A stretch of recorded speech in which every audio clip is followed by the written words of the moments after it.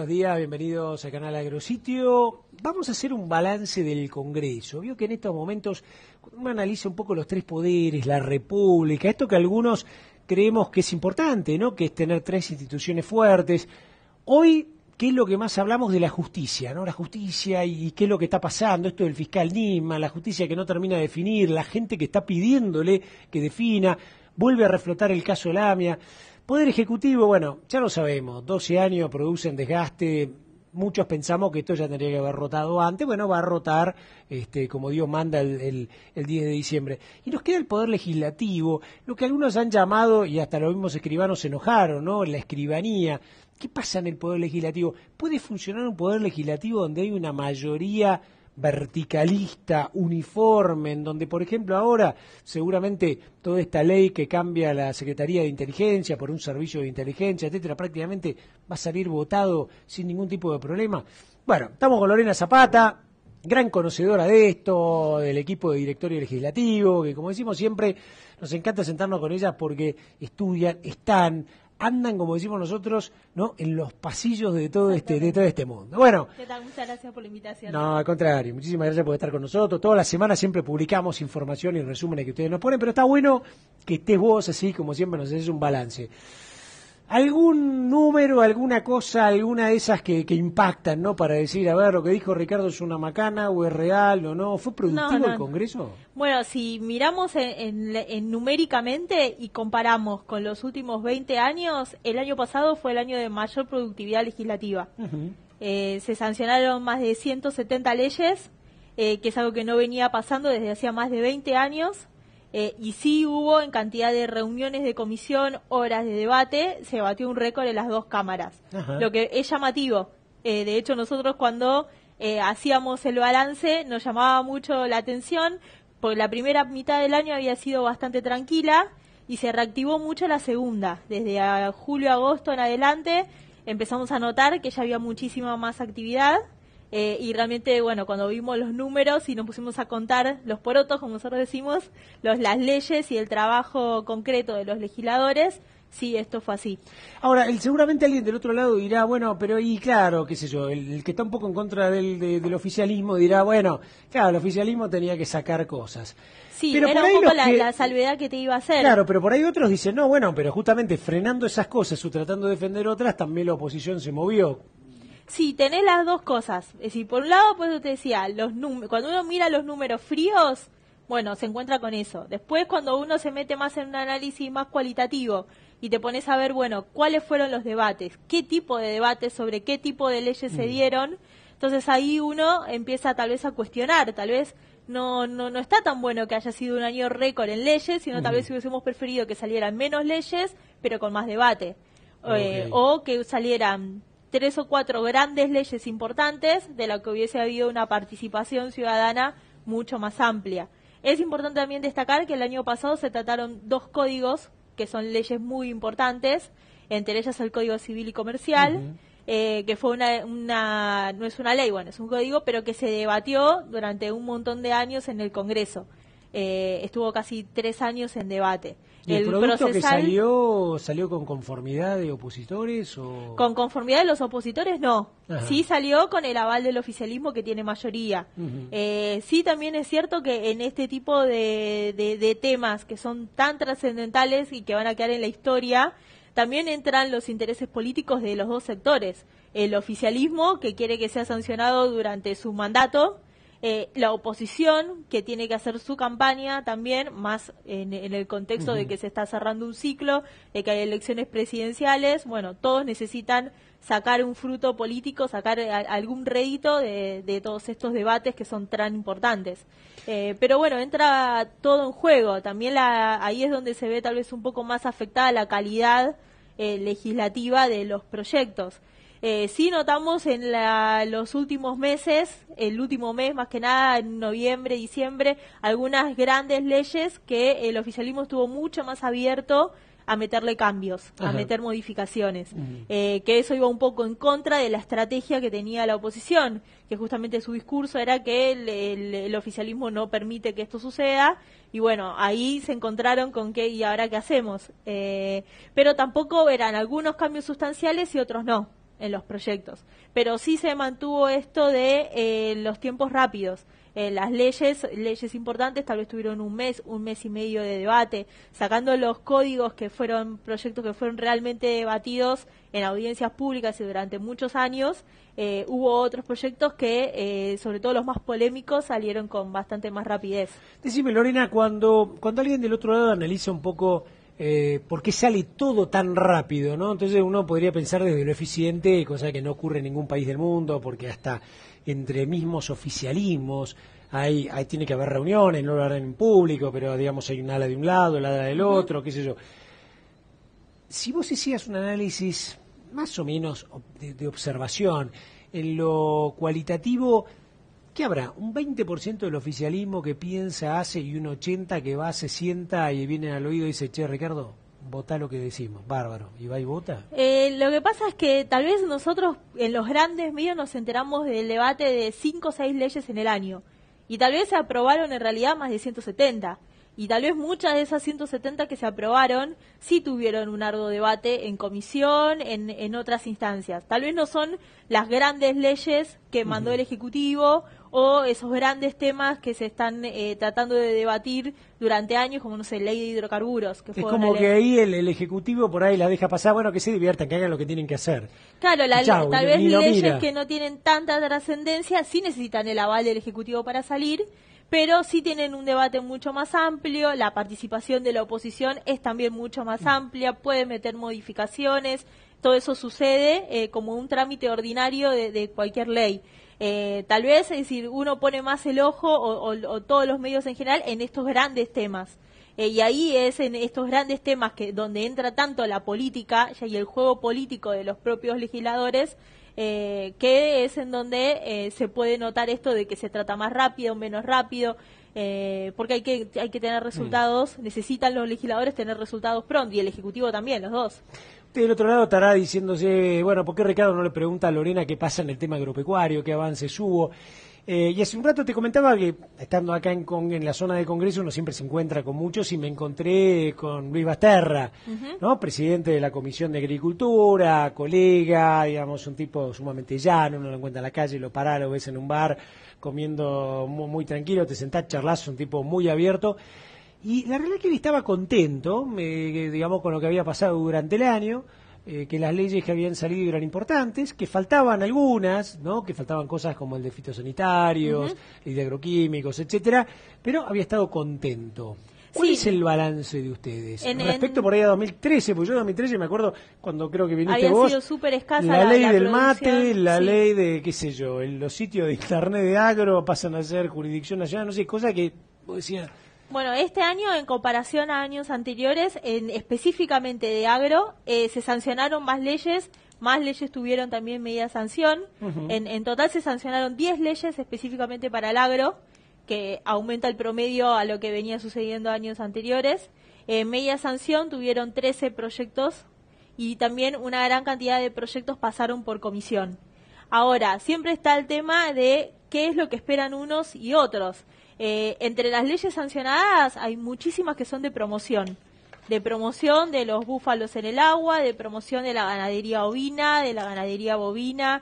Se estuvo trabajando lo de la stevia en comisión, también una promoción para la stevia, que es un endulzante natural.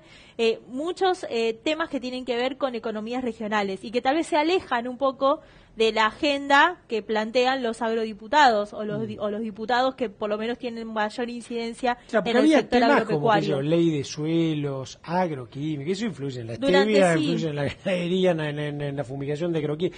Porque hay cosas, ley ovina, me encantaría, yo la desconozco, no la he visto, ¿no? Pero me gustaría ver, bueno, esto en qué cambia la actividad existente. O sea, hasta ahora alguien no podía poner ovinos, tenía problemas con stevia, nadie podía plantar plantas de stevia, estaba prohibido, y ahora la ley te permite. Bueno, durante todo el año se estuvo esperando el ingreso de 3 grandes proyectos que estaba trabajando el Ejecutivo, que era ley de semillas, ley de fitosanitarios, y se me está escapando la tercera. ¿Sí, la de suelos? Y suelos, exactamente. Eran como los 3 grandes temas que se esperaba que ingrese los proyectos del Poder Ejecutivo. El Poder Ejecutivo los estuvo trabajando durante todo el año. Lo cierto es que no entraron al Congreso para su debate. ¿Y por qué? No se sabe, ¿no? La verdad no. Hay algunos que ya están listos y terminados en su redacción, que solo necesitaba el aval de la Secretaría de Legal y Técnica, es decir, de Zanini y de Cristina, ya estaban listos para ingresar. Otros estaban un poco más retrasados en el debate, pero todo el año se vino como especulando con que en cualquier momento estaban ingresando al Congreso y iban a ser los grandes debates del agro. Como eso no sucedía, bueno, en la segunda mitad del año, Basterra, sobre todo, fue el que empezó a impulsar también estos otros debates de economías regionales, en la que todos los legisladores, por lo general, están mucho más de acuerdo, o hay menos resistencias. Por eso también salió esta gran cantidad de leyes, porque son leyes que no generaban conflicto entre los distintos sectores. ¿Genera valor alguna de esas? Yo tendría que leerla, ¿no? Reconozco, acá digo mi ignorancia, ¿no? Porque vos estás más en esto, y además me invitás a que las lea. Pero yo digo, cambiarán en mucho. Yo te escucho a vos, ovinos, stevia, y digo, estaba prohibido, esto representa, qué sé yo, abre el mercado al mundo. ¿En qué le puede cambiar la vida a alguien que tenía un proyecto de stevia o a alguien que tiene ovinos hoy? ¿Le cambia para cada la vida? uno de los sectores en específicos, sí, era para su sector, es una ley importante. Agricultura familiar, que fue una ley que salió ahora, tuvimos durante los últimos 2 meses del año a todos los agricultores familiares acá en la puerta del Congreso pidiendo por esa ley que era sumamente necesaria para ellos. Y bueno, se sancionó la ley con un presupuesto, baja de impuestos, claro, tienen un presupuesto fijo del presupuesto nacional que se le asigna, sí, exactamente.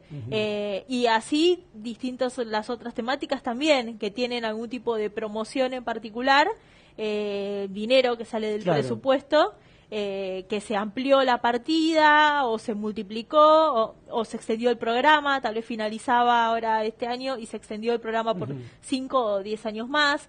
Bueno, al sector específico... Impactarían en lo económico para ellos. En lo económico, el impacto económico para ese sector en específico. Tal vez por eso te decía que no iba en línea con lo que estaba pidiendo tal vez los sectores de la oposición, que de hecho realizaron jornadas de debate en el Congreso analizando el impacto impositivo en el sector o el tema de las retenciones, como tal vez estaban con otros temas que no eran los que estaban en la agenda del trabajo legislativo específicamente para agro. Lorena, hubo bastante actividad durante enero y febrero, ¿no? Uno siempre se imagina que en enero son todas vacaciones, se cierra el Congreso, no sé, abre hasta marzo, ¿no? El 1 de marzo que aparece la presidenta con su discurso inaugural y todo, pero hubo actividad, hubo movimiento, los diputados están en todos lados. En enero los ves en la oposición, el caso de Nisman creo que movilizó también mucho las cosas. Sí, generó un impacto fuerte. Sí, durante enero hubo el Congreso estuvo cerrado. Sí hubo mucho movimiento de legisladores en medios, opinando sobre los distintos temas de actualidad. El caso Nisman obviamente generó un impacto muy fuerte. Desde el 1 de febrero y desde una semana antes ya estaba el Congreso a full trabajando y ya inició la actividad legislativa. Ahora estamos en periodo de sesiones extraordinarias. Y se está analizando, como vos bien decías, la ley que crea la Agencia Federal de Inteligencia, algunos acuerdos, también está el pliego de Carles para analizar, pero son más que nada temas que tienen que ver mucho con lo político y la coyuntura actual. Claro. No tanto, no se retomó ni se incluyó en el temario extraordinario temas que hayan quedado pendientes del año pasado o que le haya faltado media sanción. Eso quedará para después del 1 de marzo. Lo que sí se viene diciendo mucho de pasillo es que la actividad legislativa va a ser muy fuerte los primeros meses del año y sí después, más cerca de las elecciones, seguramente va a bajar porque los propios legisladores, la mayoría entran en campaña. Tengamos en cuenta que muchos de los presidenciales son legisladores y muchos también, hay elecciones para gobernador en casi todas las provincias. Muchísimos de los legisladores son candidatos a gobernador de sus provincias o intendentes, entonces todos van a estar haciendo campaña en sus distritos. Te tiro un dato de eso, digamos, una pregunta esa que por ahí es media complicada, pero más o menos una idea. ¿Cuánto es lo que se va a cambiar con las elecciones? Del poder, digamos, en diputados, si se cambia un tercio, yo esto no la Cámara de Diputados modifica la mitad de la Cámara. Entran la mitad de diputados nuevos. Sí, y en el Senado un tercio. Ahora, o sea que eso puede cambiarle la disparidad de fuerzas. Estuvimos haciendo algunas proyecciones para ver cómo podría afectar, a ver si realmente va a terminar la mayoría del kirchnerismo o no, y la verdad es que los resultados son que va a haber mucha más diversidad de fuerzas. No va a haber alguien que tenga una mayoría marcada o abrumadora, por lo que se va a necesitar mucho más del diálogo y del consenso. Aparte, seguramente el futuro presidente no va a tener una fuerza mayoritaria como hasta ahora, así que para impulsar las propias leyes del Ejecutivo va a necesitar el aval del Congreso. Incluso dentro del propio peronismo, el peronismo está dividido, entonces, y el propio kirchnerismo está muy dividido. En un eventual escenario en el que Scioli sea presidente, Scioli no tiene casi legisladores adentro del Congreso. Tiene que contar con el kirchnerismo más duro. Claro. Y hay que ver si el kirchnerismo más duro va a responder a Scioli dentro del Congreso. Claro. Igualmente, aún en ese escenario, que va a ganar seguramente algún opositor al gobierno, el mismo Scioli creo que hará alguna cosa distinta. Sí. Igualmente, le va a complicar la vida tener que hacer acuerdos y negociar cuando la cosa está más atomizada, pero creo que peor sería si tuviera una mayoría como la del kirchnerismo contra la que te golpeas de frente, ¿no? Absolutamente, siempre es del lado desde donde se lo mire. Claro. Si uno lo mira desde el lado del Ejecutivo, y le va a complicar la vida al Ejecutivo para sacar sus propias leyes, pero para justamente la función que tienen los legisladores, que es de dialogar, de consensuar y de tratar de sacar las mejores leyes, puede ser una buena oportunidad para que legisladores de distintos partidos aporten en los debates lo que tienen que aportar y lo que por lo menos como sociedad esperamos que aporten, que dialoguen, que se pongan de acuerdo, que consulten a la sociedad civil por los distintos proyectos que se vayan a debatir. Puede ser una buena oportunidad para eso también. Tengo la última.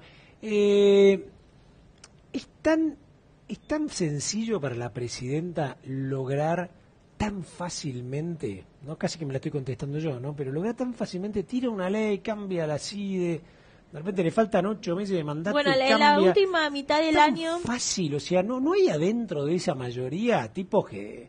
No sé, algunos que digan, bueno, che, que hay que migrar, porque el peronismo en eso es bastante piola, sabe que cuando hay olfato a sangre cambia de lugar.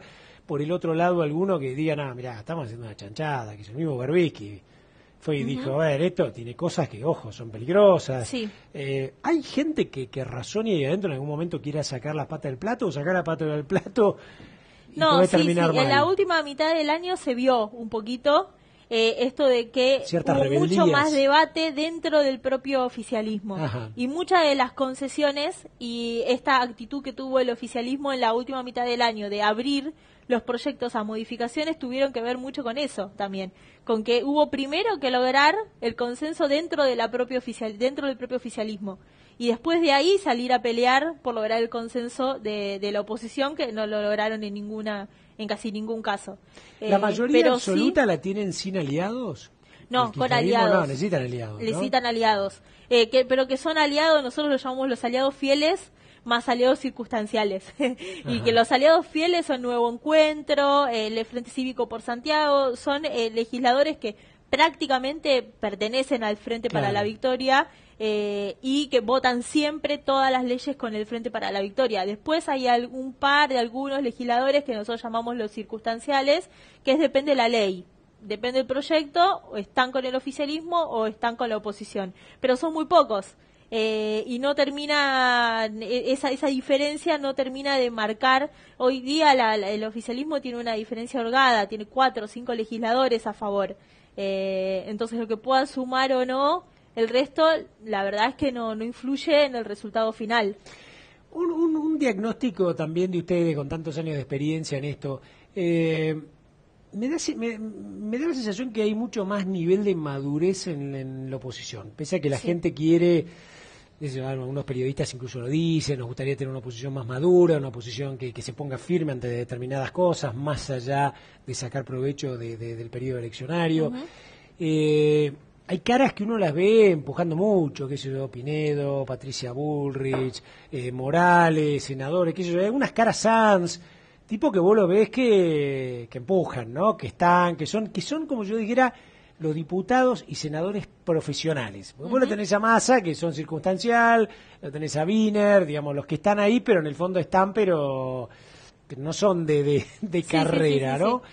¿Han visto ustedes más madurez en la oposición? ¿Se ve que están logrando... Es difícil hacer ese análisis en época de campaña. Sí es cierto de que la oposición ha tenido durante el año pasado o el anterior algunas posturas que fueron constructivas. Por ejemplo, en el caso Reposo. Lograron bajar la postulación y su pliego. Eso fue algo sumamente destacado, para destacar de la oposición que lo logró hacer. Incluso fue muy notorio el debate en comisión, cómo los pusieron. La verdad que eso fue una estrategia que armó la oposición, que fue válida, y pese a no tener el número suficiente, lograron voltearle, como se diría, entre comillas, un candidato al oficialismo. Pero después, con muchos otros temas, nosotros sí también creemos que tal vez a la oposición le falta un poquito más de madurez. Pero bueno, es esto que también te decía, que es época de elecciones. Entonces es muy difícil, muchas veces, le resulta a los candidatos, y sobre todo si están en la minoría, tratar de mostrar gestión y mostrar actitud y mostrar que se enfrentan al oficialismo si van y, por ejemplo, participan de un debate. Y ahí es donde se generan estas contradicciones. Nosotros, o por lo menos yo en particular, creo que los legisladores tienen que debatir, tienen que estar en el Congreso y prestar debate. Muchas veces eso genera de que muchos que tal vez tenemos dudas sobre alguna que otra ley, mirás los dos lados, o encontrás cosas en los textos que por la propia vorágine en la que salen las leyes, uno no los ve. Los legisladores, justamente por esta profesionalidad que tienen, la verdad que Morales, Sanz, son legisladores que hacen muy buenas lecturas y análisis de los proyectos. Y saben además estudiosos. esto de comunicarse, negociar, hablar, porque yo me imagino que ese ámbito es un ámbito parlamentario, ¿no? Tienen que Digamos, parlamentar, exactamente. Y eso es lo más interesante. Si muchas cosas que surgen, o como la letra más chiquita que puede saltar de los proyectos de ley, muchas se saltan de esos debates. Y cuando se pierden, eso la verdad que es una lástima. Pero bueno, es como te digo, es época de elecciones y es muy difícil lograr un equilibrio entre todo, entre el debate parlamentario que necesita una ley, más esa necesidad de mostrar gestión que tienen los candidatos y la propia campaña que tienen que hacer en los medios. Gente como ustedes o algunos periodistas o la gente que está ahí dando vuelta por los pasillos, escucha, habla, escribe, saca, ¿ha recibido en algún momento un dedito acá que diga cuidado o tal cosa? ¿Existe eso? Nosotros por lo menos no. Ajá. La verdad es que no, en ningún momento. Sí hemos tenido diputados que se han enojado cuando criticamos el trabajo que hicieron en una comisión, o cuando decimos de que una comisión trabajó poco, le vienen a decir, pero ¿por qué nos dicen que trabajó poco? Bueno, pues está bien, eso es democrático, te pueden dejar la puerta y... Pero más que eso, la verdad es que no. Okay. Nosotros, o sea, que se hace el trabajo libremente. Nosotros sí. También es cierto, nosotros no somos un medio, somos una ONG, y en los medios se juegan otros intereses muy diferentes. También tenés medios grandes, medios chicos. Nosotros como ONG, por lo pronto, no. Ok. Lorena, muchísimas gracias, la verdad que impecable como siempre, un montón de información, un montón. Yo ni siquiera sabía que, digamos, seguramente hasta me olvido algunas cosas, pero creo que estaba bueno decirle a la gente esto, ¿no? Incluso más, el título posiblemente sea un título muy positivo, ¿no? Que tiene que ver con récord de leyes, más de 170 leyes, récord de leyes, alguno que lo lea va a decir, uy, mira vos, ¿no? Pero bueno, el título es positivo. Después, bueno, hemos escarbado, creo, lo suficiente para separar lo que vale y lo que no vale, y darle a la gente también información para que sepa, bueno, qué cosas han salido, qué cosas sirven o no sirven, promoción industrial, si es promoción productiva, etcétera, y esto ayuda a productores, etcétera, con crédito, baja de impuestos, etcétera, la verdad que viene muy bien. Y bueno, y esperemos que semillas, fitosanitarios y suelos salgan. Sé por Basterra que él ha estado empujando y trabajando bastante, bueno, las circunstancias habrán hecho esto. Gracias, Lorena, como siempre. Muchísimas gracias. Lorena Zapata, Directorio Legislativo. Un lujo tenerla acá y poder transmitirle a usted en cualquier lugar del país qué es lo que está pasando acá en pleno Poder Legislativo en el Congreso. Nos seguimos viendo en Canal Agrositio.